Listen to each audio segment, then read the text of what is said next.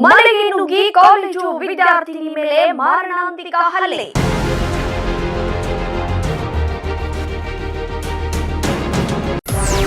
ಚುಡಾಯಿಸಿದವರನ್ನ ಪ್ರಶ್ನಿಸಿದ್ದಕ್ಕೆ ಯುವತಿ ಮೇಲೆ ಬ್ಲೇಡ್ನಿಂದ ಹಲ್ಲೆ.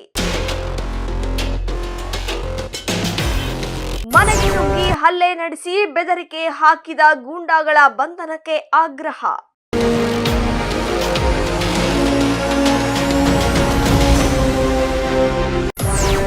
ಕಾಲೇಜು ವಿದ್ಯಾರ್ಥಿನಿ ಮೇಘನಾ ಮೇಲೆ ಗ್ಯಾಂಗ್ ದಾಳಿ.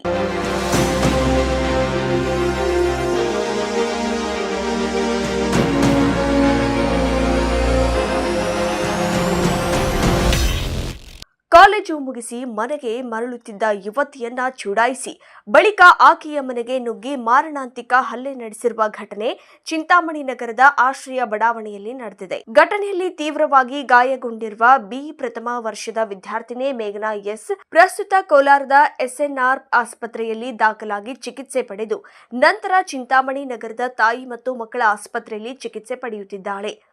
ಮೇಘನಾ ಅವರು ನೂತನ ಪ್ರೌಢಶಾಲೆಯಲ್ಲಿ ವಿದ್ಯಾರ್ಥಿಗಳಿಗೆ ಡ್ಯಾನ್ಸ್ ಕ್ಲಾಸ್ ಮುಗಿಸಿ 4:30 ಸುಮಾರಿಗೆ ತಮ್ಮ ದ್ವಿಚಕ್ರ ವಾಹನದ ಬಳಿ ತೆರಳುತ್ತಿದ್ರು. ಈ ವೇಳೆ ಕಾರ್ತಿಕ್ ಮತ್ತು ವಿನೋದ್ ಎಂಬ ಇಬ್ಬರು ಯುವಕರು ಆಕೆಯನ್ನ ಮೇಡಂ ಎಂದು ಕರೆದು ಚುಡಾಯಿಸಲು ಯತ್ನಿಸಿದ್ದಾರೆ. ಮೇಘನಾ ಅವರು ನೀವು ಯಾರು ಎಂದು ಪ್ರಶ್ನಿಸಿದಾಗ ಅವರಿಬ್ಬರು ಹತ್ತಿರ ಬಂದು ಅನುಚಿತವಾಗಿ ವರ್ತಿಸಲು ಯತ್ನಿಸಿದ್ದಾರೆ. ತಕ್ಷಣ ಸ್ವಯಂ ರಕ್ಷಣೆಗಾಗಿ ಮೇಘನಾ ಅವರು ಆರೋಪಿಗಳ ಕೆನ್ನೆಗೆ ಹೊಡೆದು ತಳ್ಳಿ ಅಲ್ಲಿಂದ ಮನೆಗೆ ಬಂದಿದ್ದಾರೆ ಹಾಗೂ ನಡೆದ ವಿಷಯವನ್ನ ತಾಯಿಗೆ ಫೋನ್ ಮೂಲಕ ತಿಳಿಸಿದ್ದಾರೆ. ಅದೇ ದಿನ ರಾತ್ರಿ ಸುಮಾರು 8:30 ವೇಳೆಗೆ ಕಾರ್ತಿಕ್, ವಿನೋದ್, ಶಾಲಿನಿ, ಕಾವ್ಯ ಸೇರಿದಂತೆ ಸುಮಾರು 10 ಜನರ ಅಕ್ರಮ ಗುಂಪು ಆಶ್ರಯ ಬಡಾವಣೆಯಲ್ಲಿರುವ ಮೇಘನಾ ಅವರ ಮನೆಗೆ ನುಗ್ಗಿ ನಮ್ಮ ಮುಂದೆ ನಮಗೆ ಹೊಡೆದು ತಳ್ಳುತ್ತೀಯಾ, ನಿನಗೆ ಎಷ್ಟು ಧೈರ್ಯ ಎಂದು ಕೂಗಾಡಿ ಕಾರ್ತಿಕ್ ಎಂಬಾತ ತನ್ನ ಕೈಯಲ್ಲಿದ್ದ ಬ್ಲೇಡ್ ಚಾಕುವಿನಿಂದ ಮೇಘನಾ ಅವರ ಹೊಟ್ಟೆಗೆ ಚುಚ್ಚಿ ರಕ್ತ ಗಾಯ ಮಾಡಿದ್ದಾನೆ ಎಂದು ಚಿಂತಾಮಣಿ ನಗರ ಠಾಣೆಯಲ್ಲಿ ದಾಖಲಾಗಿರುವ ದೂರಿನಲ್ಲಿ ವಿವರಿಸಲಾಗಿದೆ. ಘಟನೆ ಕುರಿತು ಪೊಲೀಸರು ಪ್ರಕರಣ ದಾಖಲಿಸಿಕೊಂಡು ಮುಂದಿನ ಕ್ರಮ ಕೈಗೊಂಡಿದ್ದಾರೆ.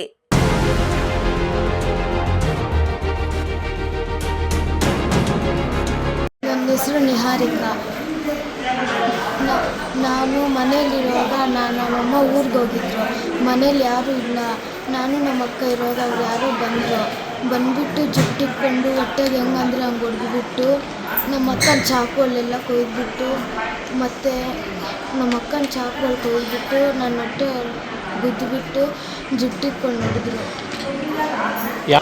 ನಮಗೆ ಗೊತ್ತಿಲ್ಲ. ಒಂದು 40 ಜನ. ಏನಂತ ಹೇಳಿ ಹೊಡೆದ್ರು? ನಿಮ್ಮಮ್ಮ ಎಲ್ಲಿ, ನಿಮ್ಮಮ್ಮ ಬಂದರೆ ನಿಮ್ಮಮ್ಮನೆಲ್ಲರೂ ಸಾಯಿಸಿಬಿಡ್ತೀರಿ ಅಂತೆಲ್ಲ ಬೆದರಿಸಿದ್ರು ಸರ್.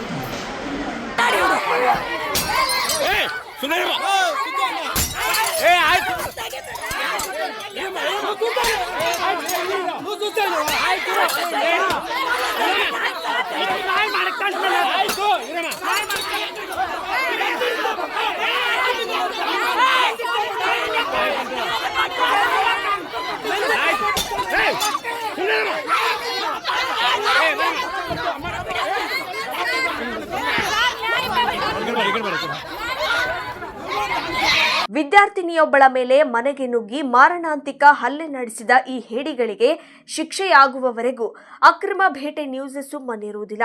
ಸಂತ್ರಸ್ತ ವಿದ್ಯಾರ್ಥಿನಿ ಮೇಘನಾಳಿಗೆ ನ್ಯಾಯ ಸಿಗುವವರೆಗೂ ಆಕೆಯ ಬೆನ್ನೆಲುಬಾಗಿ ನಾವಿರುತ್ತೇವೆ. ಕಾನೂನು ಸುವ್ಯವಸ್ಥೆಯನ್ನ ಹಳ್ಳ ಹಿಡಿಸುತ್ತಿರುವ ಇಂತಹ ಗೂಂಡಾಗಳನ್ನ ಮಟ್ಟ ಹಾಕಲೇಬೇಕು.